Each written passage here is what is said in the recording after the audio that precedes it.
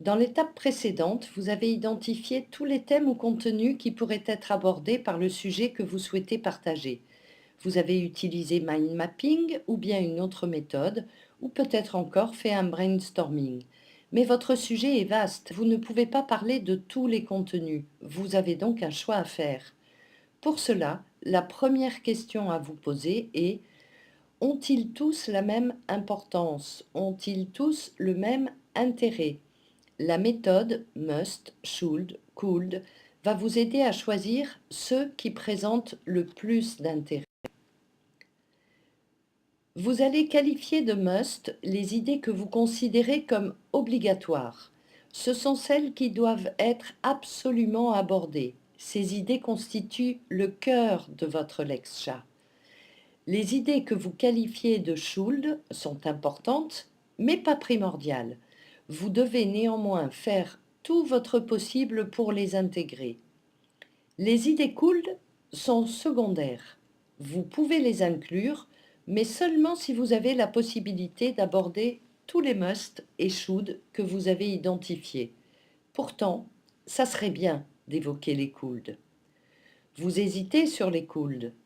Cette idée est un complément ou bien est-elle un peu éloignée de votre sujet? Ne va-t-elle pas apporter de la confusion? Si c'est le cas, alors c'est que cette idée peut être qualifiée de want. Les idées want sont celles qui ne doivent pas apparaître dans votre lex-chat. Pour qualifier vos idées en must, should, could ou want, vous avez besoin de critères. Nous allons vous en proposer 3. Le tout premier est votre valeur ajoutée sur ce thème.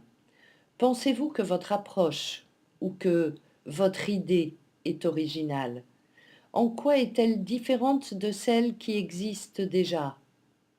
Le deuxième critère concerne votre niveau d'expertise. Êtes-vous reconnu comme expert sur le sujet? Avez-vous une expérience suffisamment conséquente dans ce domaine-là? Le troisième est l'intérêt que vous portez à vos pairs, ceux qui constituent la cible de votre Lex-chat. Vont-ils être intéressés par ce sujet? Pourquoi, d'après vous? Pour illustrer la méthode must, should, could, reprenons l'exemple du recrutement. Vous avez identifié toutes les idées possibles que l'on pourrait évoquer sur le thème du recrutement grâce à une mind map. Elles sont nombreuses, elles peuvent présenter un intérêt différent selon les personnes ou les situations. Il est maintenant possible de les prioriser en fonction de l'approche que vous souhaitez avoir, en fonction de votre expertise ou bien encore en fonction de l'intérêt que vous prêtez à vos pairs. Une personne peut penser que les critères de sélection sont un must. Une autre pensera que c'est plutôt la stratégie globale de recrutement qui est importante. Ce choix est personnel sur un même sujet, il peut être différent d'une personne à une autre. Néanmoins, c'est ce qui fera la singularité de votre Lex-chat.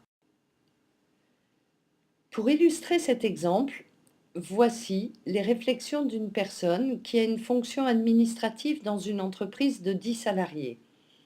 Elle est amenée souvent à recruter et elle souhaite faire un ex-chat sur ce sujet. Elle considère que le plus important est de parler de l'analyse du besoin et de la définition d'une stratégie de recrutement. Ces contenus sont, pour elle et de par son expérience, primordiaux. Donc, ce sont des musts.